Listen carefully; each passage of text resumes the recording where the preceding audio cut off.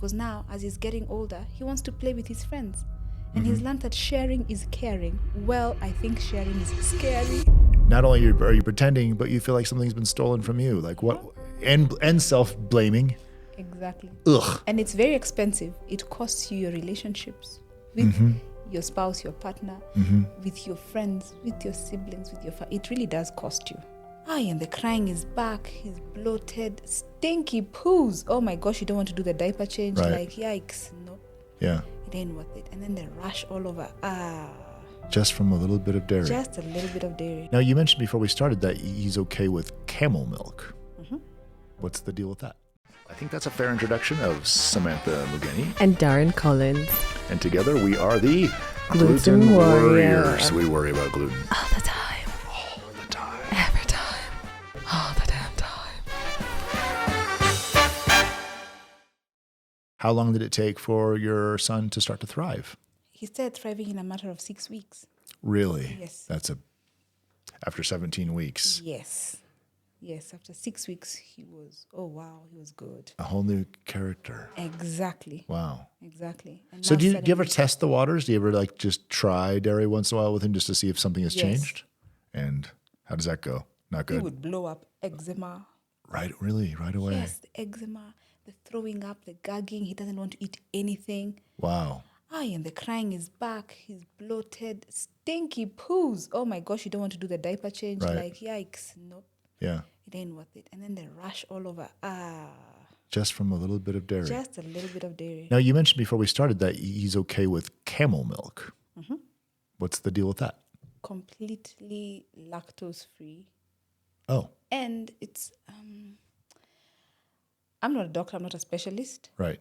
but our pediatrician tells us that there's zero in the camel milk compared to the dairy. Even if you take lactose free, it's just a reduced load.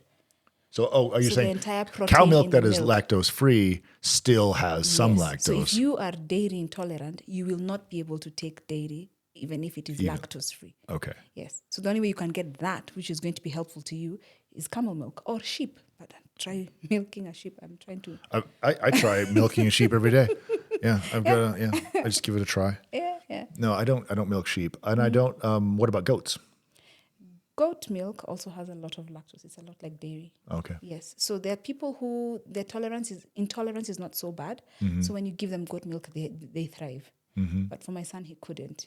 He just couldn't take it. Well, So okay. that's why we had to make the hard switch to camel. Okay. Yeah. That's probably pricey. It is. Yeah. It's quite something. Yeah. Encourage him to not But have it's so worth much. it when you compare the hospital visits. Yes. And the sleepless Health is nights. definitely cheaper Yeah. than sickness, no matter what. Exactly. It's almost like you have to psychologically make sort of a shift in your finances and go, I'm going to spend this money on being healthy or I'm going to spend it on being sick. Exactly. Either way, I'm spending. Exactly. And you have a whining child. He's always upset. So your days become 3 times as long. So you really need him to be fine. It's like an investment. Yeah. Yeah. You really need him to be fine because then you are fine. Because when he's not fine, you won't sleep. And then he becomes more prone to catching other infections because his immunity is already compromised. Come on. It's no way to Yeah. live. And it's interesting because we sort of silo different kinds of health issues, mental health, physical health. Well, that'd be 2, but then in terms of like strength or energy or attitude, I don't know, there's so many different ways to like categorize, but it really is one big thing. And so even like the joy of motherhood is sort of depleted by, it's not even your health, it's a proxy, it's your kid's health. And so now you have 2 unhealthy beings because one of them is psychologically like, what am I doing wrong? Exactly. Oh my gosh. Exactly. And I actually couldn't talk about it for the longest time, but motherhood was so bad for me. I hated it. No one wants to hear about someone having a bad motherhood. That's a weird thing, right? Because the stereotype call you is you're ungrateful. glowing. Yeah. And you're supposed to be this beacon or Yeah, whatever. you're supposed to be happy. You're supposed to be excited. You're supposed to be proud. You're supposed to be, thankful. You name it. There's a whole plethora of things Right. that you need to be because you had a child, and there's so many who can't have children. And so I'll bet you do. I bet you pretend to be had to. happy. I had and then to. at home, you're like this other thing. And so you even feel bipolar because you're like, I actually feel like this, but I have to pretend I'm like this. Yes. There's something, and it feels almost, I'm guessing, I don't know why, I'm a dude who doesn't have kids, but my feeling is that it feels like a ripoff. Like something has been stolen from me. Everyone else or many people have this joy and I'm not experiencing it. And so not only are you pretending, but you feel like something's been stolen from you. Like what, and self-blaming. Exactly. Ugh. And it's very expensive. It costs you your relationships with your spouse, your partner, with your friends, with your siblings, with your it really does cost you. Because it's only so long you can pretend before they start noticing, are you really okay? Yeah. Yeah. And people don't want to be around someone who's Yeah. not okay. Exactly. And Yeah. then, one day you'll snap because someone will call you, oh, you're too fussy. Oh, ho, ho, ho. What did they say about the camel's back? The straw that broke the camel's back. The word fussy. That was it for me actually too. I mentioned it many times on the podcast where I always considered myself someone who's really, really open, someone who's not picky, someone who really just wants to be that person who's agreeable. And then I had to send back a salad because it had croutons. And my sister, who loves me, we love each other so much, she goes, can't you just pick them out? And it was like, I'm not fussy. It's killing me. You don't know me to be a fussy person. It's not it. I'm not just like, I didn't order this. It's like, no, I don't want to be in pain all night. Yeah. And it hurts. and to have, because there's the physical pain and then there's other people's attitudes where perception is reality. If people perceive you as a fussy person, hey, you get no choice. You're fussy. That's No the matter what you perception. do. Yep. Yeah. And you spend so much energy trying to prove them wrong. And you're like, And meanwhile, it's it hurts. exhausting. Yeah. And now you're doing the same. You're experiencing it for yourself and for another person. You're his mouthpiece. You're the one who speaks for him. I guess now he's 3, right? Yeah, So I guess he speaks up a little bit. Yeah, he does. But you have to He'll be his tell you, champion. I have an allergy. Yeah? Does he do allergy. the finger point Yeah, too? yeah, I have Good, an good. allergy. I have an allergy. That's good. I love it. That's so yeah, nice. He says, I cannot take cow milk. No, no, I don't take cow milk. Yeah. So even ice cream, no thank you. Yogurt, no thank you. But it's because you have these conversations. Yeah. Because now, as he's getting older, he wants to play with his friends. And he's learned that sharing is caring. Well, I think sharing is scary. Oh yeah, it can be. So talk to us about that. Like, when do you begin that process of teaching him how to stand up for himself and his diet? Because that seems weird. Like, not many mothers have to do this. I know. So how did you do it? I had to do it. I wouldn't say there's a proper time, but it's based on how he's reacting with his friends. He's going to birthday parties. He wants to have the cake. You know it's full of milk. So you have to tell him you can't have that because that's going to give you a boo-boo. It's like, me? A boo-boo? No, bruv, me, I don't get those things. It's like, I want to have cake. So you have to let him have a little bit. Then he will bloat. And he'll be like, I don't want cake. Okay. So sometimes you have to let him go through it. Right. And then now he starts learning that, this is why I can't. But now it has taught me how to always carry a substitute. Yes. Yes. But the one thing that I've noticed about my son is his taste buds. He tastes it in his mouth. He's like, this is not for me. It is a weird thing. Yeah. It works for me like this. This tastes too good. Like this flavor is too good. This has to be something I'm not allowed to have because wheat is special. Oh my gosh. For me, I only know wheat because it's gooey in my mouth. Yeah. So I will spit it out, but too late. You've already had an exposure. And so he's also developed that. But I'm not so sure because he doesn't have the vocabulary to explain to me why he's chosen not to have that. So I have allowed my son to smell food and to taste it, to poke it, to decide if he's going to eat it or not. In my culture, that's very rude. It's kind of rude everywhere. You should not be poking anyone's cake. My mom's food. Oh, my mom would be so... Oh gosh, yeah, right? Like, what did you just do? And so you taught him like phrases to say like, no, thank you. No, I thank have you. this, or he Yes, just. or no, thank you. No, thank you. But and also, always having good stash of his favorite snacks. Yes, I'll always have a cupcake for him. Okay. In my bag. Oh, not a cupcake, muffin. A really, muffin. sorry, Okay. cupcakes It's kind of not the same there, thing, pretty much. The yeah, kind shape. of. It's just there. Yeah, so I'll have those near me. I'll have things that he likes. I've even Yeah. had to get gluten-free candy and dairy-free candy for him because Candies are a little bit easier than like Yes. pastries. Yeah, for sure. Yes. So having those snacks, and then he's a meaty person. Oh, thank God. He likes So meat. yeah. Right on. Yeah. So if you have some good chicken for him, his game. Yeah. Yeah. Chicken's almost like candy Yeah. sometimes. A chicken Yeah. leg. I know. He likes a thigh. So having something that he has that is his own, he's gotten used to the fact that if I need to eat something, get it from this bag. So he loves Dora Explorer. Backpack. Oh, nice. Backpack. Good. That's good. Yeah. Cool. So he stuffs all his goodies inside that backpack. So he knows that's where he gets his. That's where he gets it. Yeah. He's happy to share, like to give his friends to try. But we've taught him not to try others because they could have milk and he could have an allergy. And most recently, he was admitted in hospital for a totally different infection. But when he came home, he was like, it's because it had maziwa. Maziwa is milk. Okay. Yeah. My brain has just switched.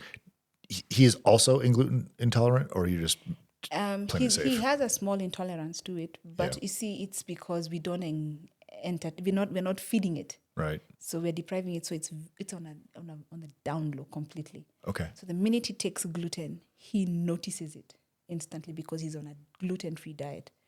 Yes, but Okay. you see, gluten, even people who are gluten-free, people who are not gluten intolerant can develop a sensitivity to it if they continue exposing themselves. Yeah. Yeah. I mean, and it's not the same for everybody. That's the hard part. Yes. So finding a good nutritionist, like if you were to give advice to a new mother in general, with your particular background, what would it be? Follow your gut, for sure. Yeah, like literally. Yeah. Yes. And also, listen to your child. They will not speak because they don't have the vocabulary, but their body language, be open to changing stuff. Most likely they're right. And what about navigating the healthcare system? Is there a sort of a quick way that you think is a hack that can help you get to the right place faster? If your pediatrician does not want to accommodate that you want to be dairy-free and gluten-free, then change pediatricians. Yeah, just because those guys can really have a hard stand. And they really do.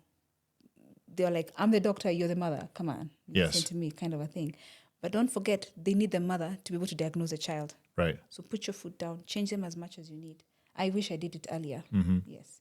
But I guess it's a lesson I needed to learn for the many moms out there. Yeah. Yes, change it. And don't be crazy for the things you ask for. Even ask for vegan if you want. Right. Go ahead and do it.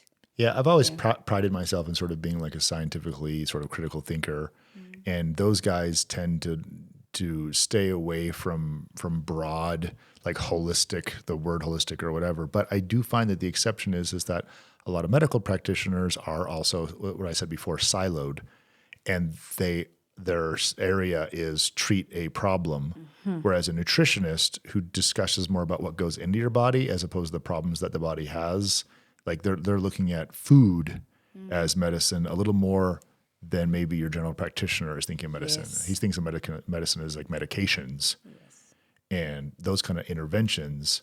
Whereas I think a nutritionist, if I'm thinking of it right, is actually thinking about your overall health and what you consume being one of the bigger contributors to whether or not you develop something that may need to be treated. Yeah, it's very true. So yeah, And you're right. Okay. And you have nutritionists who are there who are very quick to give you supplements. There's Like those supplements. too. Yeah. It's called supplements for a reason. So you need to find one who's very keen on your diet. Right. Even for the own pediatrician, you need to have one of the boxes you need to check is, are they interested in what I'm eating myself and what the child is eating?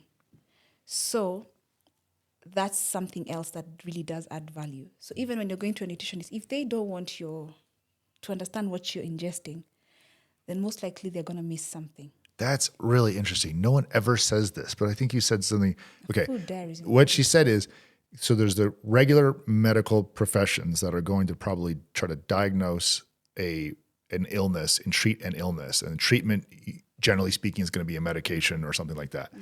Then there are the other people who look about nutrition, but of that group, there's ones that just want to give you supplements instead of medication. Like people, I see someone at a health food store, they'll say, "Oh, I don't believe in mainstream medicine because all they want to do is make money by medicating you." And then they spend all their money on all these supplements, and they're spending just as much money or more because it's at a health food store.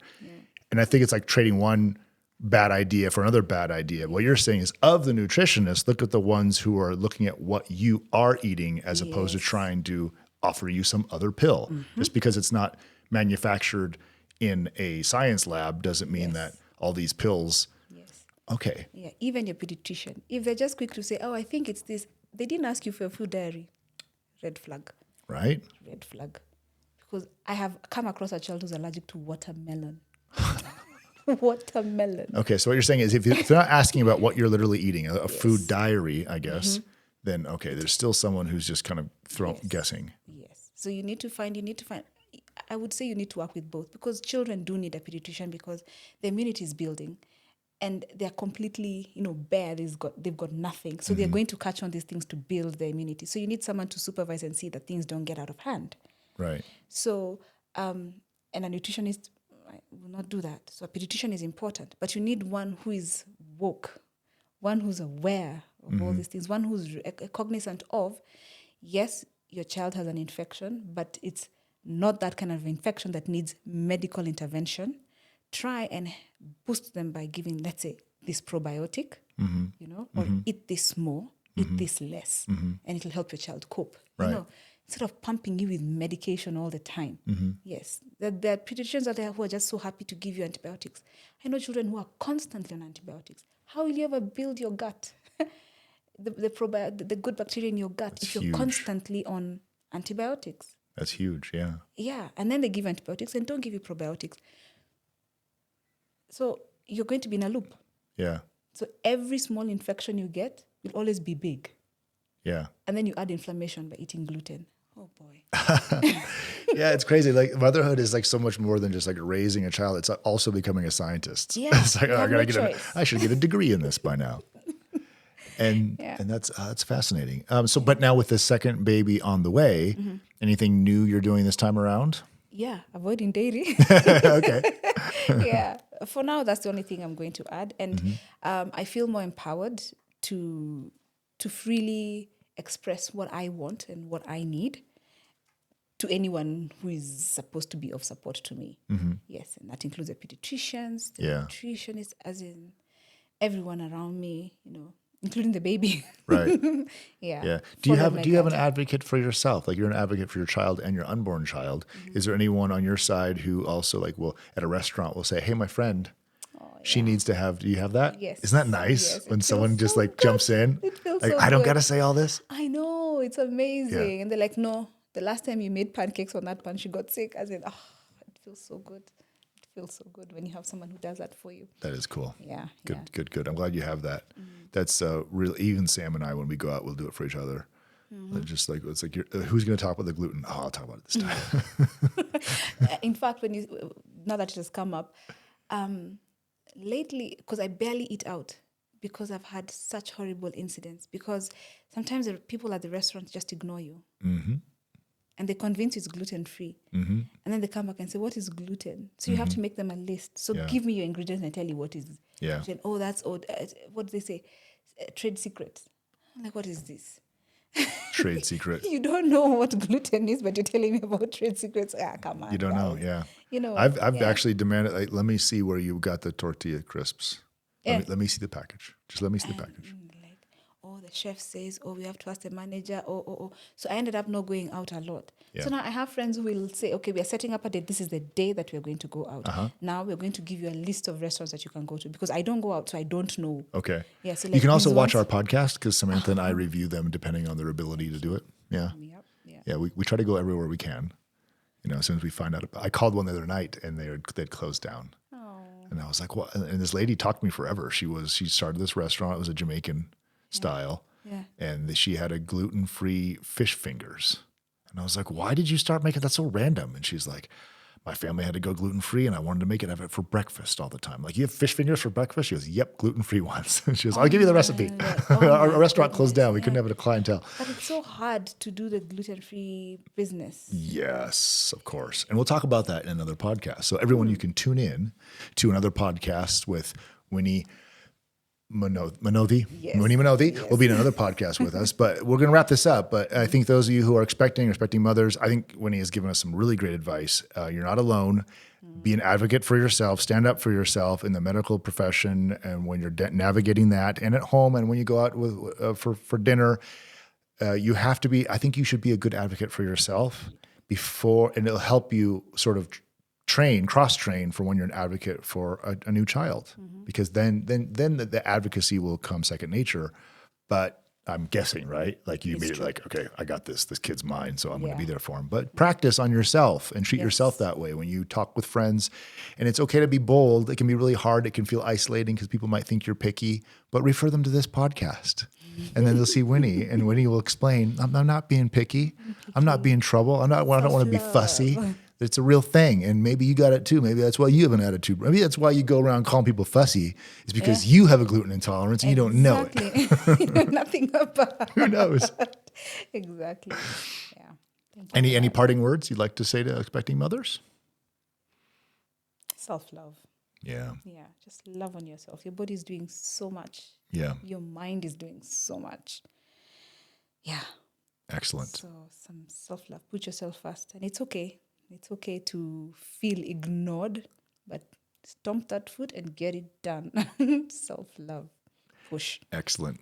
Well, that's good advice, Winnie. I appreciate that.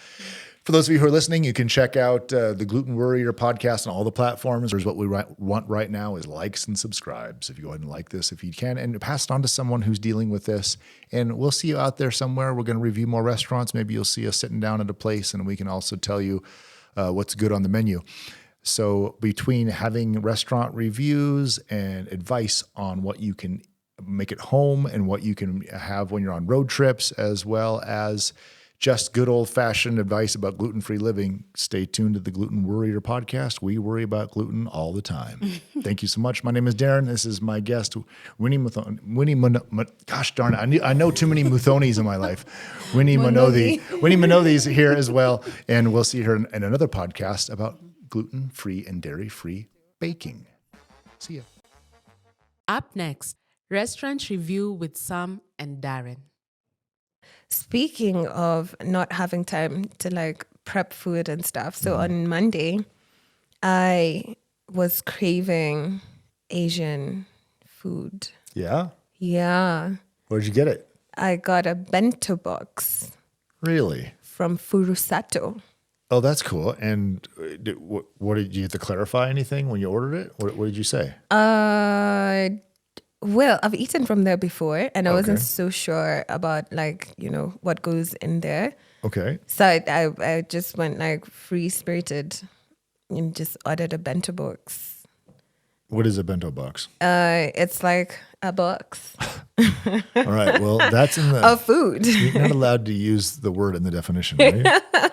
It comes like, again, a box with like different partitions. And then there's different things in different like partitions.